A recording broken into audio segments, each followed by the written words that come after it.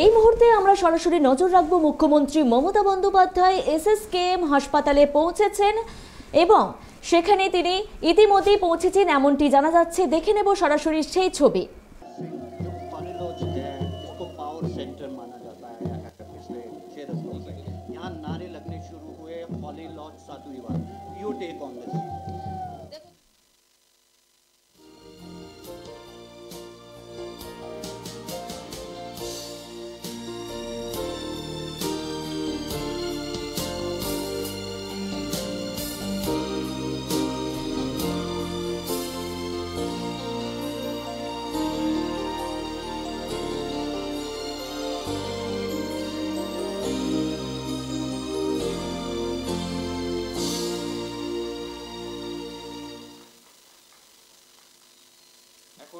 এখন আমরা মাননীয় মুখ্যমন্ত্রীকে রিকোয়েস্ট করছি কি উনি ওনার বক্তব্যের জন্য।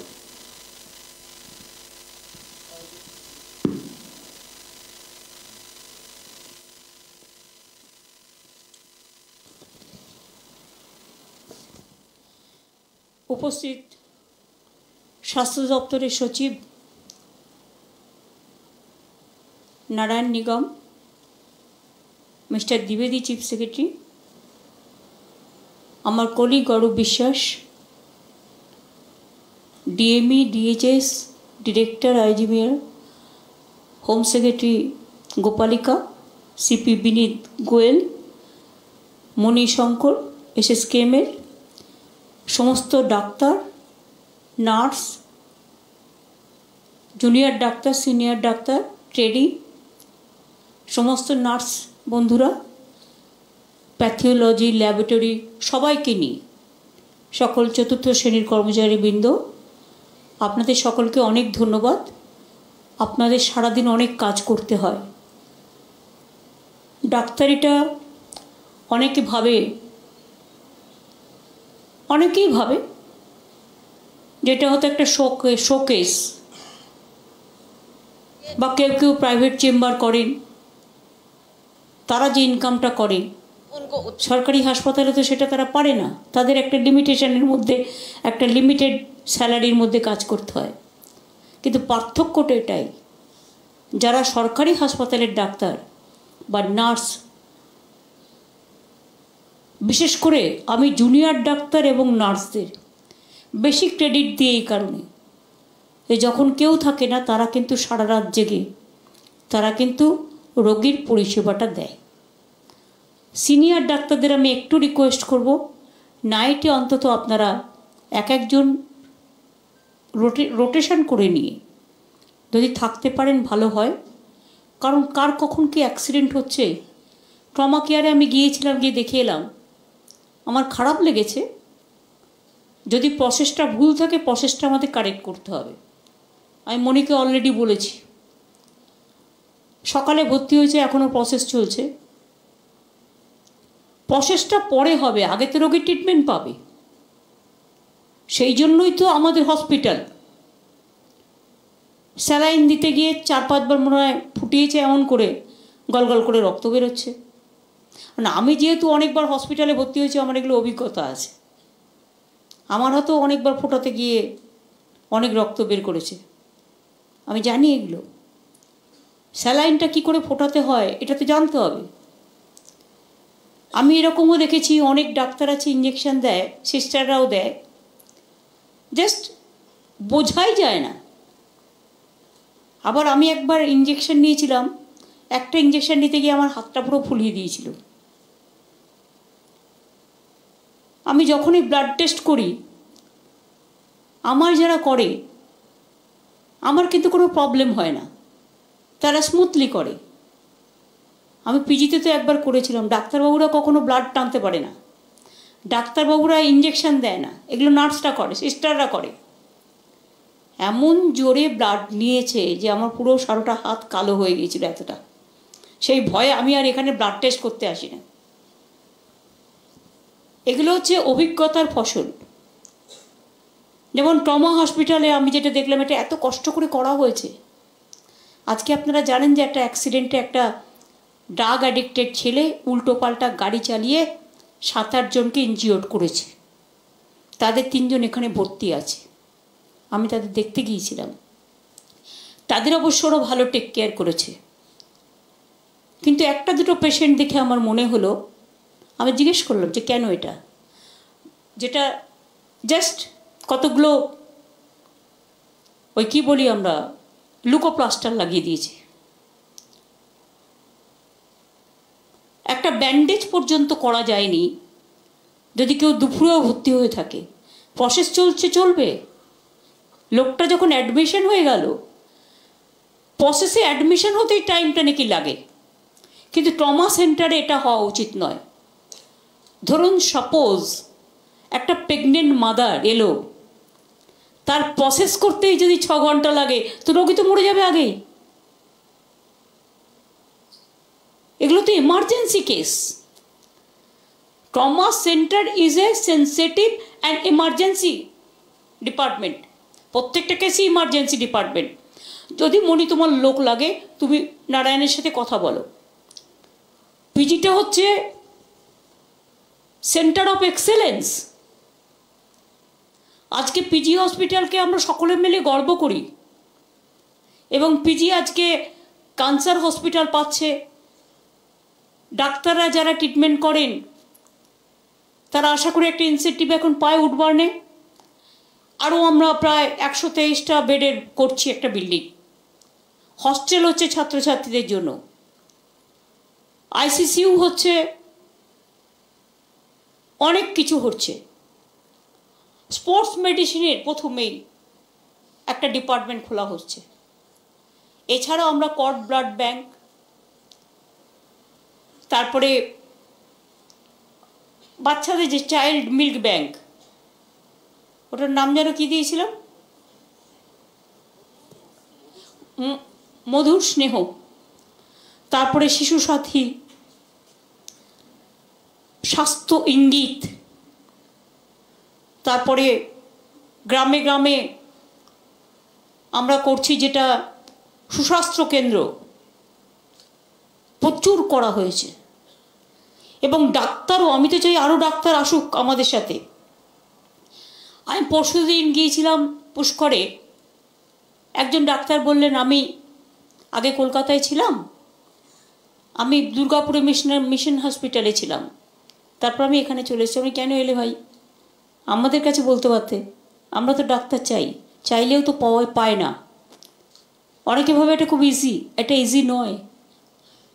ডাক্তার তো হাতে গোনা, এবং হাতে গোনা মানে কি, বাড়ানো হয়েছে নো ডাউট, কিন্তু ডাক্তারদেরও ধরুন আমাদের এখানে আগে 11টা মেডিকেল কলেজ ছিল, এখন সেটা প্রায় প্রাইভেট মিলিয়ে 33টার মতো হয়েছে। ধরুন বেসরকারি হসপিটালের চিকিৎসা ব্যবস্থা খুব এক্সপেন্সিভ, ফলে লোকে এখানে চলে আসে। আমি জানি যে আমাদের এখানে অনেক ডাক্তার নেওয়াও হয়েছে, অনেক নার্স নেওয়া হয়েছে, অনেক আশাকর্মী নেওয়া হয়েছে।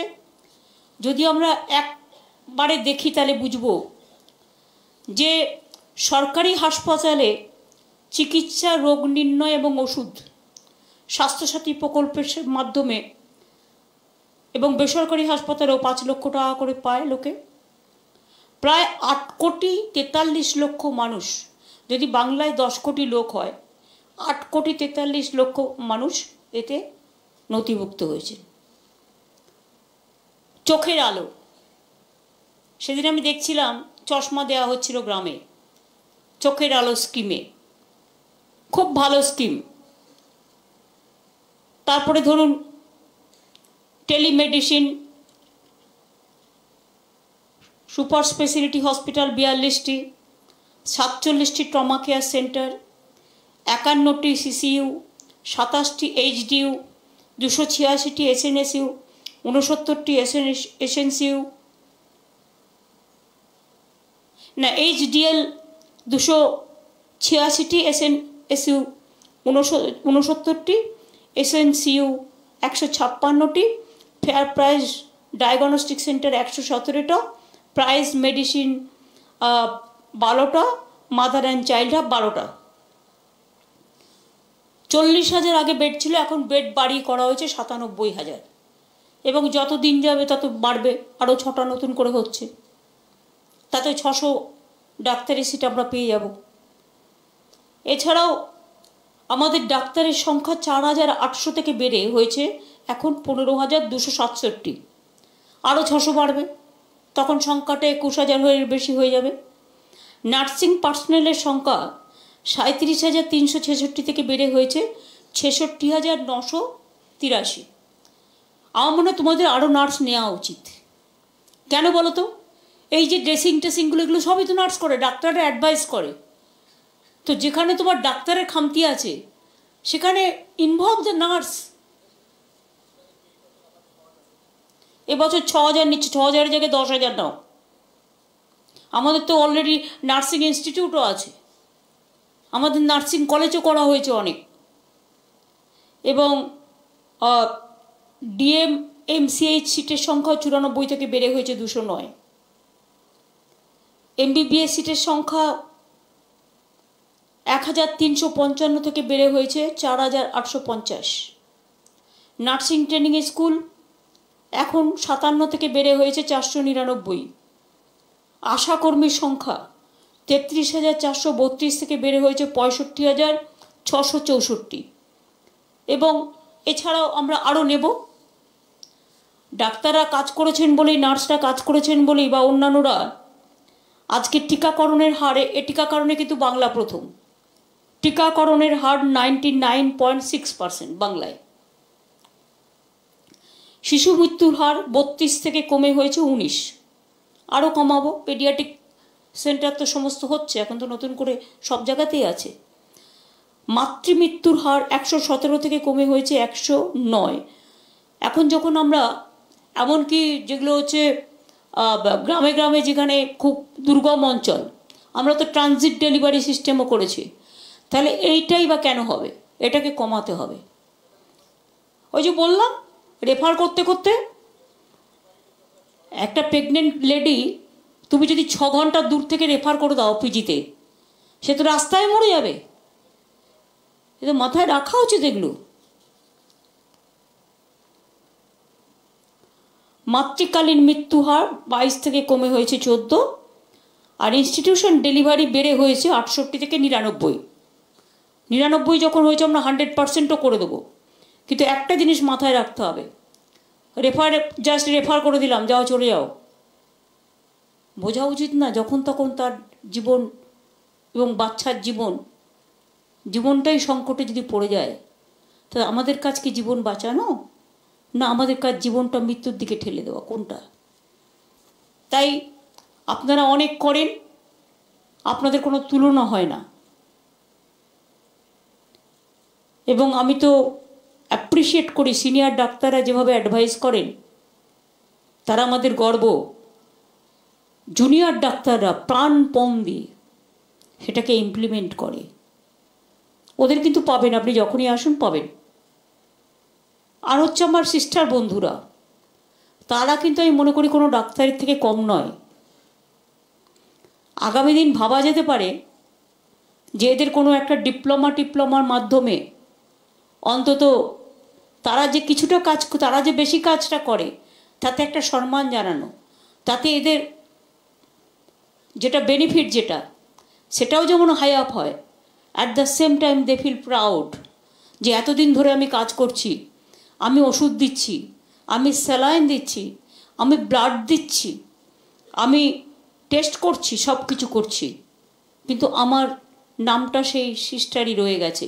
সিস্টার তো থাকবেই, কিন্তু আমি মনে করি যে আরও কিছু পদক্ষেপ আমাদের নেওয়া বাকি আছে, সেগুলো নেওয়া দরকার। এইটুকুই আমার আজকের বলা। আপনারা যা যা চেয়েছিলেন মোটামুটি সবটাই করে দেওয়া হয়েছে। নতুন হস্টেলও করে দেওয়া হচ্ছে, খেলার মাঠও করে দেওয়া হয়েছে। ভালো থাকবেন, সুস্থ থাকবেন এবং সবাইকে সুস্থ রাখবেন, আমার এটুকুই বলা। আমাদের ছাত্ররাও খুব ভালো কাজ করে। আমি তো বললাম জুনিয়র ডাক্তারদের মধ্যে আমি ছাত্রদেরও ধরি, কারণ তারাও তো first year, second year, third year তারা তো করে, তারাও খুব কাজ করে। কেন করেন বলুন তো? তাদের তখন ইন্টারেস্ট থাকে শেখার। এবং প্র্যাকটিক্যালে যতটা শেখা যায়, থিওরিটিক্যালে অতটা শেখা যায় না, যেটুকু প্রয়োজন সেটুকু শেখা যায়। হাতে কলমে কাজ করার একটা গুণ আছে। আমরা কেন বলি পিজি, মেডিকেল, আরজিকর এগুলো একটু সামথিং ডিফারেন্ট? তার কারণ এখানে চান্স পেতে গেলে একদম ব্রাইট স্টুডেন্ট হতে হয়। জয়েন্ট এন্ট্রান্সের মধ্যেই তারা আসে এবং খুব ব্রাইট স্টুডেন্ট ছাড়া কলকাতার এই মেডিকেল কলেজগুলোকে স্থান পাওয়া খুব মুশকিল। এবং যারা বেরোয় তারা রিয়েলি ফুল ফ্লেজেড ডক্টর হয়ে বেরোয়।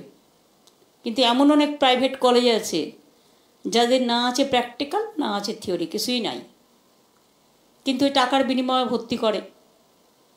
হয়তো তাতে অনেক ডাক্তার বেরোয়, কিন্তু দেখতে হবে আগামী দিন যে তাদের কিন্তু ডাক্তারি হয়ে গেলেও একটা ট্রেনিংয়ের ব্যবস্থা কোনো রকমভাবে করা যায় কি না, কিছু এক্সপার্টস দিয়ে।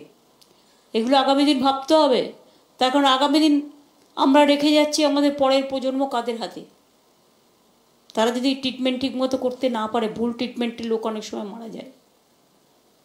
আমি আপনাদের সকলকে বড়দিনের আগাম শুভেচ্ছা জানাই, নিউ ইয়ারের আগাম শুভেচ্ছা জানাই। সকলে ভালো থাকুন, সুস্থ থাকুন, আর মন ভালো রাখুন, আর সবাইকে ভালো রাখুন। এইটুকু বলে আপনারা আমাকে সুযোগ দিয়েছেন এখানে আসার। আমি দিল্লি থেকে ডাইরেক্টলি এখানে এসেছি। আমি আপনাদের সকলকে আমার অনেক অনেক ধন্যবাদ, অভিনন্দন, কৃতজ্ঞতা, নমস্কার সব কিছু জানাচ্ছি। খুব ভালো থাকুন।